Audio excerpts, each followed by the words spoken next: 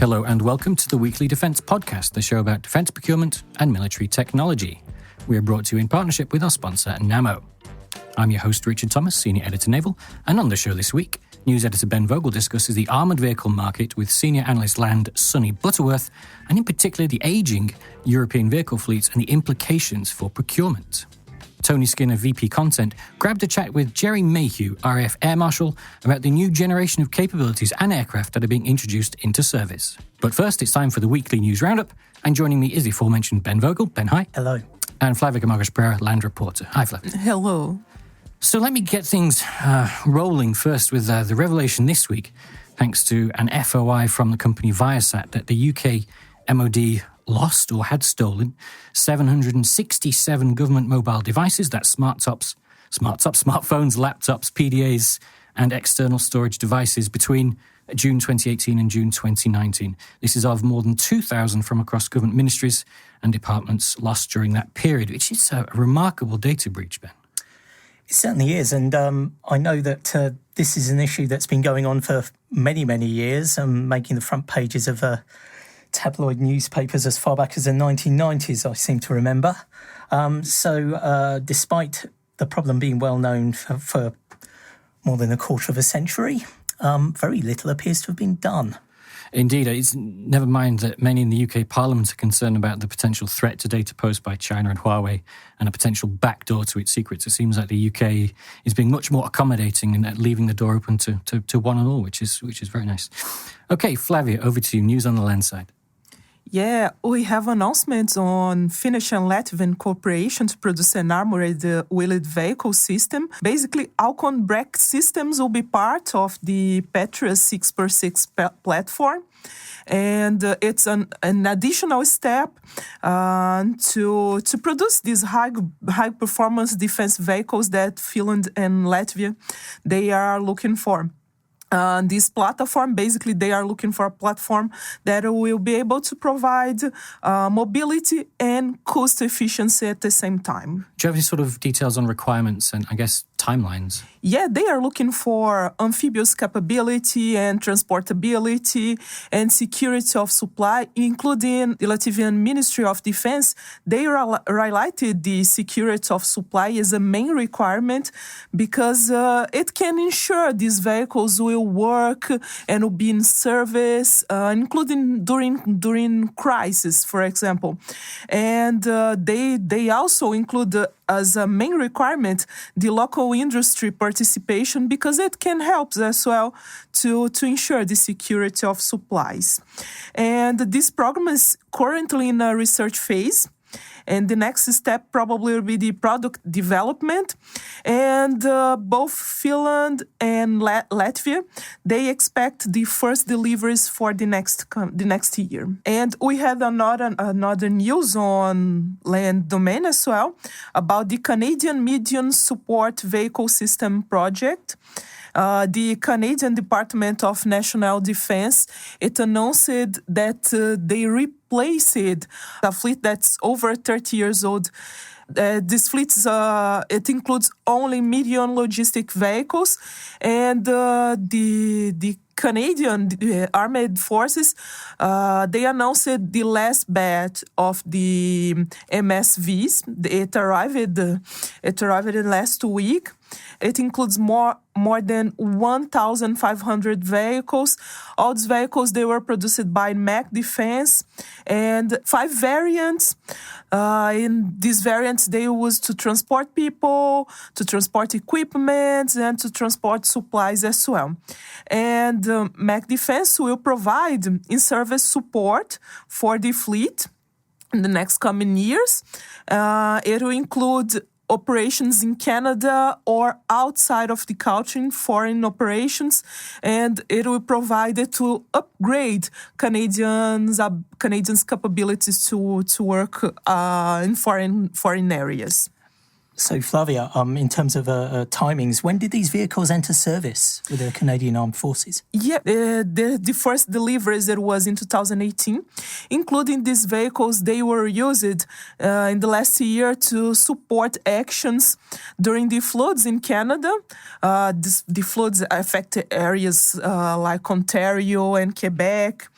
And currently, 12 trucks are deployed on the Operation Reassurance in Latvia. That's a NATO operation, and they are providing logistical support there. And what kind of other equipment is included in the program? Yeah, this program included more than 300 trailers, 161 armored protection systems, around 900 shelters. And about these shelters, it's interesting because they can be configured in different ways. They can perform different tasks. They can, for example, they can be used as a field kitchen or to provide medical and dental support. And it also upgrades the Canadian capabilities and the Canadian mobility because they can provide the structure in different areas. And this program, it had a contract that was around 900 million. 900 million Canadian, okay. Thanks, Flavia. So, Ben, with Tim Martin off on his travels for work, I should add, I think you've got responsibility for the air side. Yes, thank you, Richard. We do have a story that Tim did file before he went away on his business visit, describing some problems in Kuwait after the Kuwaiti MOD announced via social media that it's halting acceptance of H-225M helicopters, known as a Caracal in the civilian designation. Go on then, why? Why? Well, according to the MOD, technical faults were found on 2 of the H-225Ms, and a technical committee has been established in order to investigate and examine the issue. It's worth noting that the civilian version of this helicopter was involved in a crash in Norway 4 years ago, and that prompted a safety investigation after that happened. So I don't know whether there are exact parallels within this particular case, but whatever happens, Airbus claims not to have received any official notification that deliveries have been frozen. So it's appeared on... Until now, they've been officially notified by social media. Exactly, they were notified by social media. That's the way of the world these days. So far, there's no indication as to when the investigation will be concluded. And that must be a matter of concern for Airbus, as Kuwait is one of the main buyers of this particular helicopter. Indeed, I guess we'll just keep our eyes on the programme and see how it develops. Indeed. From here on in. Well, we've got a little bit of news on the seaside. A very interesting developments about the joint Germany and Norway submarine programme. And those two countries are still debating how and where the naval submarine code should apply to their boats when they're in service. Both countries have different operating environments. Norway, of course, will likely use the vessels in the boats, I should say, in deep water. Germany, more operations likely in the Baltics. Those are shallower seas. So there's a compromise that's going to have to be reached by probably Q2, give or take, this year, when the contract is probably going to be announced. That will be for 6 submarines. Currently, Germany and Norway are finalising those details with TKMS for the design and build of 6 Type 212 CDs. In terms of the submarine code, I mean, there appears to be a little bit of opacity over its exact direction and which countries are getting involved, Richard. I mean, the countries involved in adopting the naval submarine code are broadly, you can expect, with the same countries involved with the adoption of the naval ship code, which obviously governs the safety practices for naval surface ships. The submarine code is broadly based around this document, which has been put together by the International Naval Safety Association. The thing is, because of the secretive nature of submarines, a lot of members and observing states are reticent to see any details as to what this code actually contains made public. We do know that pressure is being levied on the group as a whole by one member of the INSA and one observing state, and they really don't want to see any insight as to how their vessels are operated or how the safety practices are carried out revealed to peer or near-peer rivals. So it's an interesting one. And unfortunately, a bit of, I'd say, sad news, to be honest. Operation Sophia, that's the humanitarian assistance and maritime security mission in the Mediterranean. Well, that will not have its mandate renewed, which is due to expire at the end of March. The European Council has made its decision. That's hundreds of thousands of migrants have obviously been trafficked across the Med over several years by criminal organisations operating along the North African coast. Some details about the sort of, I guess, the human cost for this migration from the International Organization for Migration.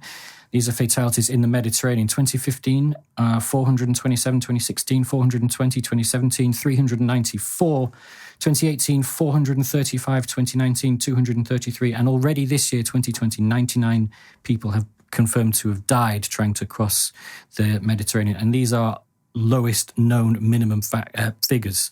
The real numbers are going to be way more.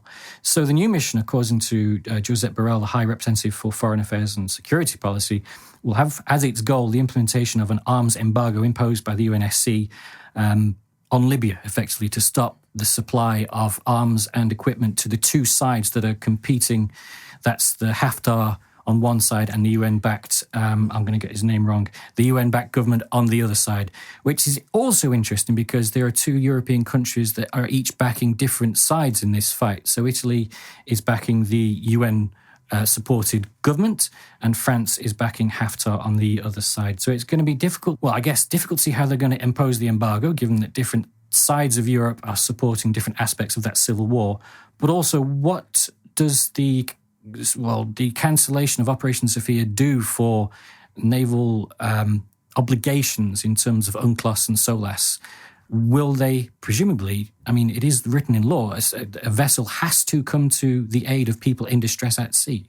But certain European governments have been quite openly demanding that any mission that does take place actively stays away from the suspected or known routes that the migrants take. It's counterintuitive, to be honest. It seems contradictory that you can have naval vessels based in an area purportedly to impose a blockade or an arms embargo on Libya, but then not be expected to do their obligations as mariners. And also, what's interesting is that the EC has said that these vessels will be operating in a very specific area around the Libyan coast. And that, of course, they would withdraw if and when they were, I think the phrase was used as a pull factor for migrants. Well, isn't that giving... Defeats the purpose, Defeats the purpose. Yeah. So state actors and non-state actors now have a potential strategy to surge migrants to that area, knowing that the European navies will withdraw. Interesting one. Okay, thank you very much for your time, both. For more information on all the stories discussed this week, please visit the website. Coming up next, Ben and Sunny get into things Armoured. Stay tuned. Hey, did you know that Shephard Media is fully digital? Yeah, of course. I've already downloaded the app. I love that I can access high-quality stories anywhere, anytime. That's good for when you're deployed, right? I actually like that the stories don't waste my time. It's like the editors know what and when I want to read. And that you don't have to read them. You can watch a video or check out the infographics. Yeah, it's ace. Did you see that piece on Iran? That piece on the Tor M1 air defense system where they... Download the free Shephard News app on the App Store and Google Play, and you can get 3 months half price on Shephard Premium News for a limited time. I'm here with Sunny Butterworth, Senior Analyst Land in the Shephard Defence Insight team, to talk about his recent research into the armoured vehicles landscape. What are the broad trends that you have identified in your research? Well, I think the first trend to sort of take note of is that we think it's going to be a growing market over the next 10 years. Just looking at our previous armoured vehicles forecast, which released earlier last year, we are expecting a 9.5% increase in spending just to 2020.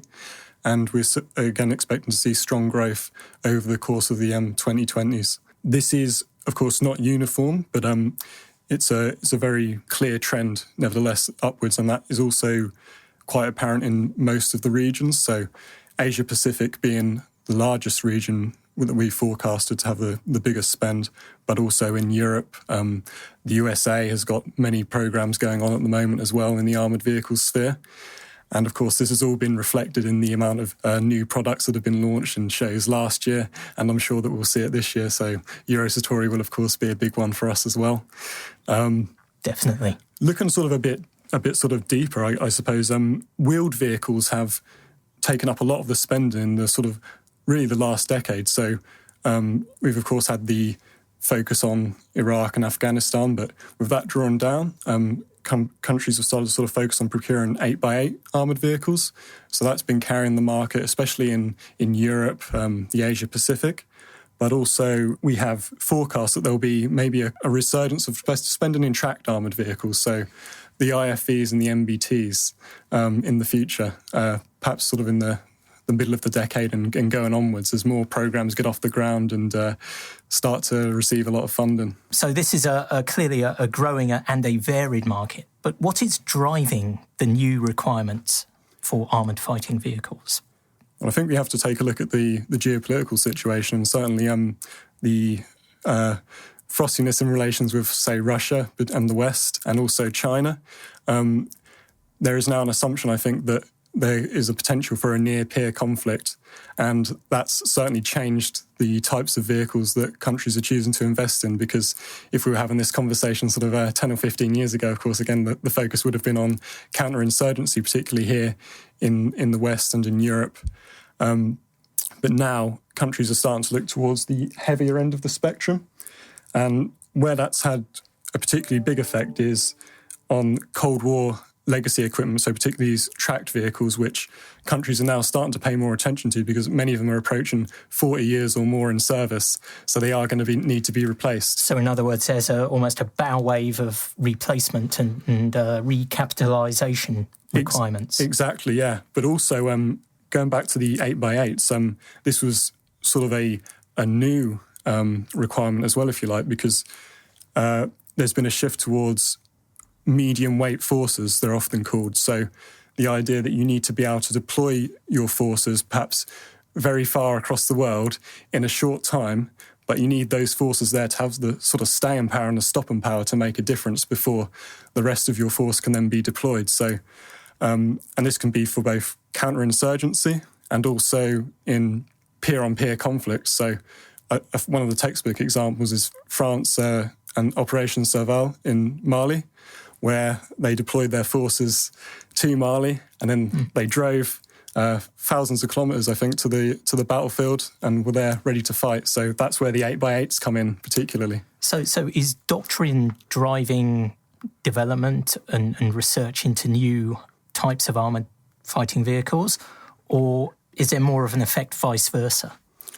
I think doctrine has played an important role, particularly in that respect, yes. And when you look at the need for capabilities that can match a peer, again, tracked infantry fighting vehicles, main battle tanks are still very important. So, yeah, doctrine has had a big effect. But then also the sort of technology has been changing as well, which has informed doctrine. So with these 8x8 vehicles that we can now produce in the 21st century, this has meant that wheeled vehicles can perhaps start to take on more of a role, whereas previously we'd had to rely more on tracked vehicles. I see. And you touched on how requirements vary from one region to another, as would only be expected.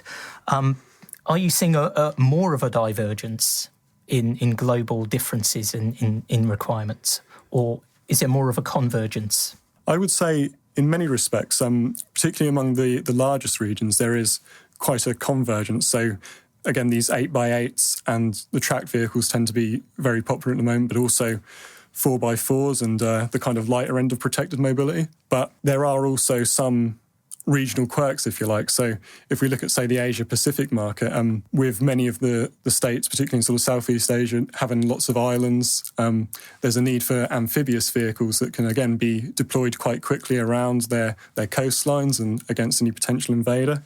Another sort of trend in that region is lighter direct fire support platforms. So what standards called now light tanks or medium tanks. So have the same kind of firepower as an MBT, or maybe sort of a 105mm gun instead of a 120mm gun, but they can provide that heavy direct fire support, but still have the manoeuvrability to be deployed in forests or, again, islands. They can be rapidly transported to where they need to be. So there are some differences. And also it's important to sort of remember to focus as well on South America, Africa, where that need that I've been talking about to project your force all the way across the world perhaps isn't as pressing, and where the requirements tend to focus on, what do we need to maintain the kind of regional power balance or to counter insurgencies. And perhaps some, like in South America particularly, some of the armies like Colombia is looking to develop vehicles that can be used by its forces if they're deployed on peacekeeping operations. So the focus is less on a near peer, but more on those sorts of capabilities instead. How are requirements evolving in terms of protecting armoured vehicles? So with the focus on counterinsurgency warfare, we saw the rise of the MRAP, the mine-resistant ambush-protected vehicles, the United States called it, or mine-resistant vehicles. Now, they'd already been developed in South Africa, particularly before that, but that was really the first time that the West had a big need for those sorts of vehicles in large numbers. So we saw many of those being procured, many of which are now surplus to requirements and are being sold to countries like Egypt, Algeria, UAE. But the technology where you've got these V-shaped hulls that will deflect IED or mine blasts away from the occupants to hopefully allow them to survive, that's sort of being integrated in, again, the 4x4 wheeled vehicles, the 8x8s, and again, even with legacy tracked vehicles, there are now programs to sort of reinforce the whole floor to make it more protected against mines. Can you describe the key characteristics of the European armoured vehicle sector? So I think one of the things that jumps out with the European armoured vehicle sector is how diverse it is, both in terms of the different requirements, but also the suppliers in the region and the products that they can offer. This is, I think, because there's strong, again, regional differences between the different militaries in Europe on the sort of platforms that they want to acquire. Another thing is there is a strong emphasis on securing local industrial participation in defence contracts. So this has a major effect on which companies can win tenders and be awarded the contract. So particularly in places like Poland or the Czech Republic, where they have their own well-established defence industries, they are looking to see those benefits be redirected into their local economy. There's also an element of industrial offset as well in a number of international cross-border programmes. Exactly, yeah. So I think this will be key factors to look for in estimating who might win future tenders. Is, how can they leverage their partnerships, say, with companies in the region to make their offer seem more attractive. Another sort of key point I think to make about Europe is that many of the requirements, particularly for the wheeled vehicles in the west of Europe, have already been fulfilled by like a chosen platform. So if we look at the 8x8s again, many countries have already selected their platform, even if they haven't taken delivery of them yet. Whereas in Central and Eastern Europe, there are still lots of new opportunities. So I think that we will see that will be where the battleground will be, if you like, between the different suppliers battling out to get their products adopted. So what's the balance at the moment between wheeled and tracked APCs in Europe? So again, it depends where you look in Europe, because if you take France, for an example, they have moved to a very wheel-heavy fleet. So as part of their Scorpion modernisation programme, they are procuring many thousands of wheeled vehicles, both 4x4s and 6x6s, and they've already procured 8x8s as well to outfit their force. Whereas really the only tracked vehicle they're looking to maintain is their main battle tank, the Leclerc. So there is a lot of difference, whereas if you look at Eastern or Central European militaries, they still have many tracked vehicles in service, particularly legacy Soviet BMP series vehicles, which were licensed, produced in Poland and then Czechoslovakia during the Cold War, and they've still got many of them in service. So these are fairly elderly platforms that, and then actually, I mean, on that point, as a relatively mature market in a global context, a lot of the European armoured vehicles in service with European militaries, must be approaching the time where they need to be replaced, upgraded, or recapitalised, for want of a better word. So there are implications for procurement, I imagine, from this particular characteristic. Exactly. I mean, I think particularly in the tracked vehicle side, where you're looking at a very high percentage in terms of just IFVs, our data suggests that perhaps 80% of them are now more than 20 years old. Now, while they do have the capacity to be upgraded, of course, militaries are going to be looking to replace those in the not too distant future.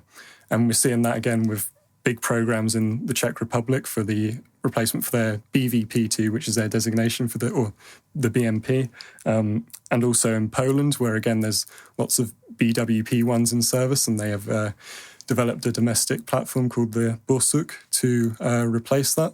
We're just waiting to see how those programs will progress into the future, but it looks set to be big spending. Whereas again with the 8x8s, our data suggests about 60% of those were procured less than 20 years ago. So you can see where the investment has been concentrated in Europe, and perhaps where it will go in the future by looking at the age of the different fleets.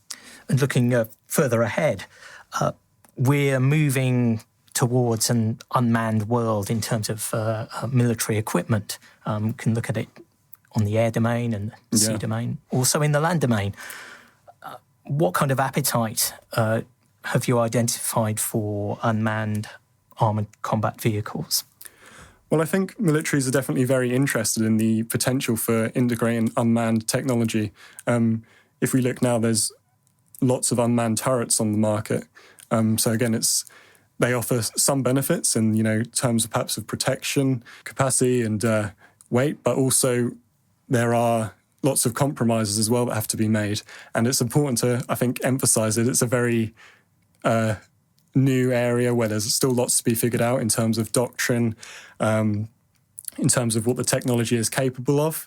I think particularly with unmanned combat vehicles, that's something that we'll probably be looking at more in the distant future.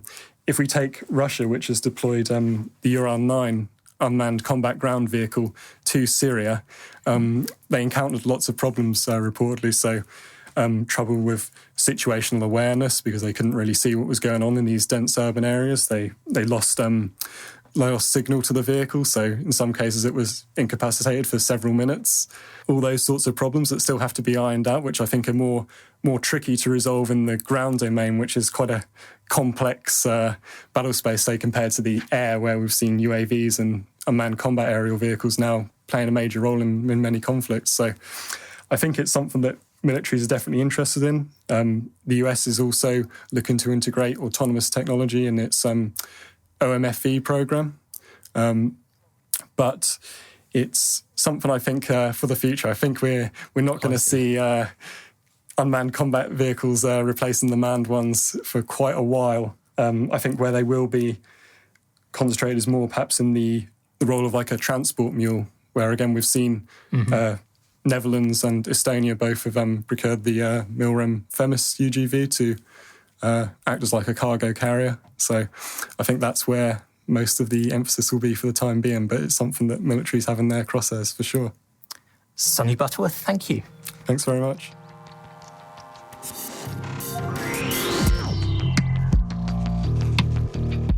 We wanted to take a short break into the podcast to tell you about Shephard Studio. Studio is our branded content offering, which gives industry a more creative way to tell their stories. Shephard Studio works closely with companies and event organisers in the aerospace and defence industry to provide bespoke, co-branded solutions, whether it is supporting a particular campaign, content surrounding a major trade show, or bringing Studio on board to more effectively tell a company's story. Studio has already been adopted by many of the major defence primes, including Raytheon, Northrop Grumman and Viasat. If you're interested in learning more about Studio projects and how they could benefit your company, please visit us at www.shephard.studio. So I've got the great pleasure of sitting down with Air Marshal Gerry Mayhew from the Royal Air Force. He's the Deputy Commander responsible for operations, which essentially means he's the senior Royal Air Force warfighter who's responsible for the conduct of air operations at home and overseas. So first of all, Air Marshal, thanks for your time. Thank you. It's great to be with you. So I guess many of our listeners will be primarily interested in the new generation of aircraft that are coming online. Anybody who knows anything about the Royal Air Force will know there's a ton of new capabilities being introduced. Possibly makes your job relatively complex. I guess the flagship of that, if for the want of a better word, would be the introduction of the F-35B. Yeah. We've seen some carrier landings with the HMS Queen Elizabeth in UK waters. I think we've seen some night landings. I mean, from your perspective, how would you characterise where we are today with the introduction of the aircraft and how are things progressing? Yeah, you're absolutely right. There's so many new platforms and capabilities in the Air Force that leap to being the next generation Air Force is very much in our mind. And F-35, having done operational testing now and actually deployed on operations last year when we put the aircraft to Cyprus in order to go do operations in the Middle East. We've subsequently done more testing, and now we're building up this year for the first of the operational deployments with Queen Elizabeth next year. Really exciting, fabulous capability, and just working with the Navy really closely at the moment, Royal Navy and the US Marine Corps, to bring that capability of the B model up to where we want it to be. We're happy with the delivery, happy with everybody that's working with us, and the team are really excited. And then how significant is the introduction of the aircraft? Obviously, it's next generation, it's stealthy, it's a flying command and control centre full of sensors and everything else. Looking forward to how operations will be conducted in the future, how significant is the introduction of that aircraft in particular? For those that think it's a new Harrier, they've got it really wrong. And it is a real step change in the way we do business. This is airplanes that you don't need to talk to each other. The data links, the information Hoover that it is, if you will, of pulling information in and then spreading it to other capabilities, platforms and aircraft is astonishing. And the young folks that are coming through flying these aircraft are different from my generation, or indeed any of the generation over the last few years, of how we've taken information and become, I guess, director of operations rather than just being a fighter pilot. Mm-hmm. And that new generation of pilots, the new generation of engineers and the new generation of information specialists are what make this so capable. It's not just the stealth. It's not just the way this aeroplane can fly. I think, therefore, the combination of that is going to make us change all sorts of things, not just for how we do carrier, but how we operate around the globe and all of the other platforms that this can plug into, if you will. That's a really exciting thing, but that's probably where we're scratching ahead to make sure that the interoperability of F-35 with everything else, including our partners around the world, is something we need to get right in order that we can go and do the operations that we're asked of. And I guess on that line, the interoperability part, you've got a stealthy aircraft. It doesn't necessarily broadcast where it is on Link 16 to friend or foe. How much interoperability work has been done in terms of it operating with Typhoon, for example?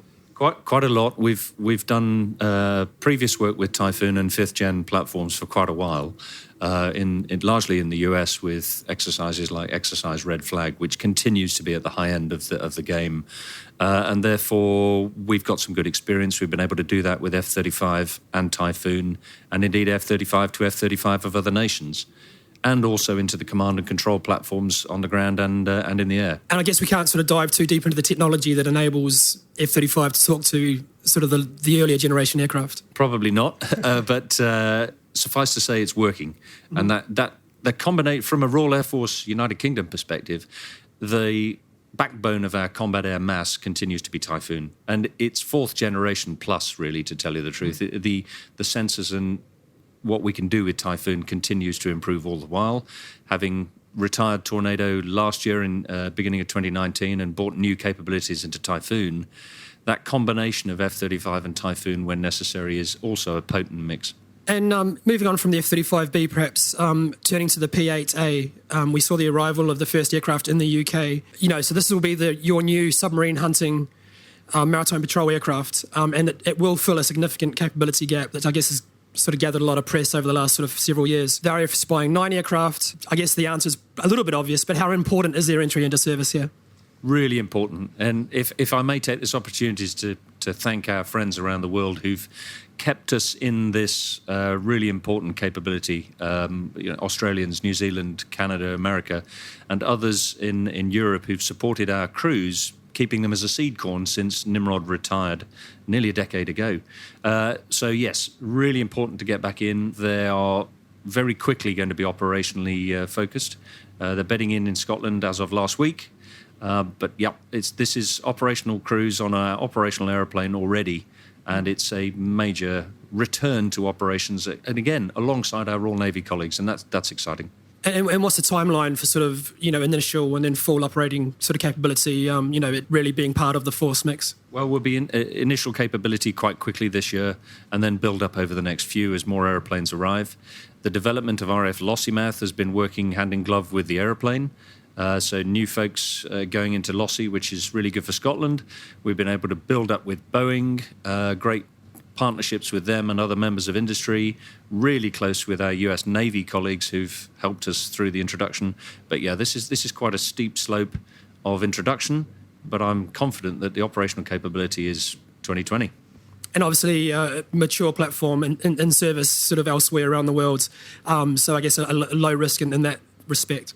Yeah, absolutely so. We've worked hard with so many partners to make sure that lessons that they've had, including our Australian friends and US, have taken us past the point of learning them again back in the UK. So yeah, we'll quickly be on the step. Another new capability that is going to fill a gap is the E7 Wedgetail, which is the early warning and control aircraft. That's going to replace the current fleet of Sentry aircraft. I mean, that is kind of, I guess, urgently required to sort of replace sort of that older generation aircraft, and that's sort of further forward in the future than where we are, I guess, with the P8.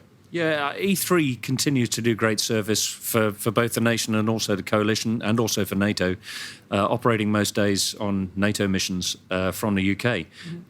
So yeah, the importance of airborne C2, command and control, is not just about fighting the air picture, it's about fighting and protecting the land and the maritime as well.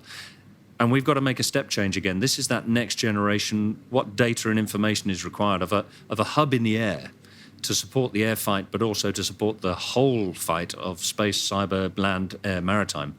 And that's the exciting thing about all of the new C2 platforms that so many nations are moving to. And with our Australian friends having seen and worked with E7 for quite a while, we're excited by that introduction.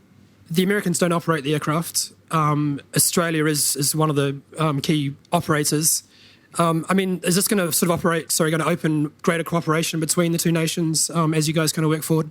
Yeah, we're seeing that across so many different platforms with our Australian friends at the moment. So F-35, so I know, again, this is an Air Navy thing, but we've got frigate introduction, we've got new MQ-9B activity with our Australian partners. So there's probably 4 or 5 key areas in bits of equipment, but there's so many things with training, personnel, how we make the offer for our people, keeping them retained and trained. So yeah, we're very close to our Australian friends, and we've got some talks with them in the next few months to see what we do next. And I guess the other next generation aircraft, I mean, it's quite a list, is the A400M. That's a little bit further down the line, I guess, in terms of its introduction, but, are you sort of happy with how things are progressing? Really good over the last 12 months. We did have some early introductory issues. I think that's to be expected of a new aeroplane. But that, again, is another good news story with Airbus supporting us through this last year on operations around the world, delivering fabulous capability, short field, long range, heavy load. So, yeah, again, really, really exciting times. And can you remind us where we are in terms of the number of deliveries, how far that's progressed? Yeah, most of them are in now. So in that past 20 point, which is great. So we're working with Airbus to make sure that the availability on a day-to-day basis is right for the demands we're putting on them. And just to sort of move things on, we do get a little bit biased about aircraft with a couple of pilots in the front. I guess that's just our nature, but the unmanned assets are becoming increasingly important. How would you sort of characterise where we are in that field at the moment? We've had a really good experience with Reaper over the last decade, I guess, and now we're starting to look to Protector, which is our new platform for the next 2 or 3 years, which will start to get introduced.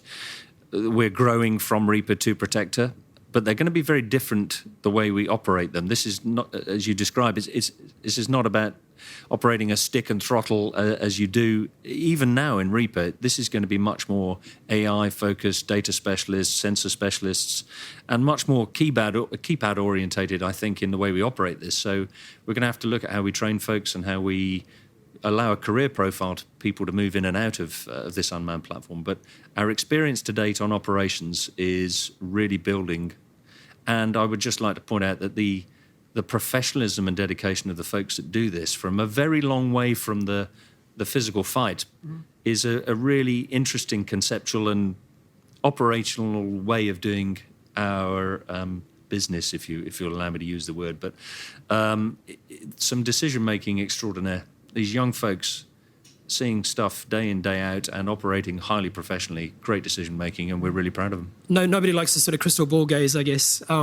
But, how would you sort of see some of the higher-end missions going to unmanned in the future? Looking out 20, 25 years. Are the current manned platforms likely to be the last generation of aircraft with a pilot in the front? Well, we're looking at future combat aircraft and under the name Tempest, which is conceptual at the moment, but moving into stages with our overseas partners from Italy and Sweden at the moment. But that development is looking at a mix of things, manned and unmanned, and support craft around it. We're also looking at a thing called Astra, and that's not a platform or a bit of capability. This is a program of activity for us, which is what is the Royal Air Force going to do, and what does it look like, and how do we fight in 2040? If we can come up with a concept of way we look and operate, and by the way, we're allowing our newest folks to tell us what they think their Air Force of 2040 is going to look like. This is not about me and the Chief of the Air Staff and my colleagues doing this. This is about the youngsters setting the Air Force of the future. If we can come up with that and then come back down the calendar to today, that road of development to unmanned and a whole load of new ways of doing business is really exciting as well. Our Air Force might look very different in 20 years' time, and those youngsters will tell us much better than you and I. I just wanted to sort of move briefly onto sort of international collaboration and cooperation. I mean, any sort of movement in terms of partnering with those operators of the F-35B now that the aircraft's coming into service, and obviously, we're seeing it being fielded around the world. Any sort of movement you can talk about on that front? The international nature of the program, F-35, is already facilitating so many of those conversations with friends, no matter what model they are. There's so much interoperability already. We've learned through US Marine Corps that the B model is easily interchangeable. We'll be working with partners in the region in the Far East now, including Singapore, to discuss their thoughts and views on potential F-35 development. Also with other partners in Italy, Japan, and the like. But A and C model as well as B here is a conversation that's already very much alive and well. But that's not just F-35. We all around the world now operate in coalitions and partnerships, be it NATO, be it what is going on in the Middle East in a coalition with our colleagues there, Typhoon, A400, all the platforms we've already talked about. And indeed, of course, we're doing a joint squadron with Qatar with Typhoon for the next few years, and that's another exciting possibility. This it's the heart of what we do. From training to operations, we're in partnerships. And I guess just we're running out of time, but just finally, wanted to sort of touch briefly on your career. Everyone likes to hear the flying stories, the stories you tell at sea, right? A brief list, and pardon me if I miss anything, but you've flown Jaguar, F-16C, the Tornado GR4, and then later on with the Typhoon. Any particular aircraft stand out in terms of just being, fun to fly and enjoyable? They all do for different reasons. I've been very lucky, and it's been a great flying career. So the Typhoon is just a tsunami of speed and such a potent aircraft, and its maneuverability is phenomenal. So, but I guess I got a bit of that in F-16, but the Typhoon was just superb. Mm-hmm. But the love of my flying career will always be the first tour you ever go on. It's the Jaguar, flying that at 100 feet in big formations in a rather Cold War. I know that it's a bit not the way we do business now, but the Jaguar will always be at the heart of my career. It's a great time. And certainly moving, from the Jaguar to the Typhoon, the F-35. If we look forward, sort of even just 5 years, the Royal Air Force is going to be a very different sort of beast than it was even 5 years ago. So I guess you touched on it. That's pretty exciting times. Yeah, so in a 33 years of my Air Force career so far, we'll have moved from second to fifth generation. That's pretty exciting, and it's happened quickly, and it's all thanks to the folks that operate in the Air Force and around us, and they're the people we need to thank. Air Marshal Gerry Mayhew, thank you very much for your time today. Pleasure, thanks. This episode of the Weekly Defence Podcast was brought to you in partnership with our sponsor, Nammo. As always, a big thanks to everyone that took the time in being a part of the episode, and for our listeners, make sure you like and subscribe, leave a review on iTunes, and tell a friend or a colleague about the podcast. Until next week, thanks for listening.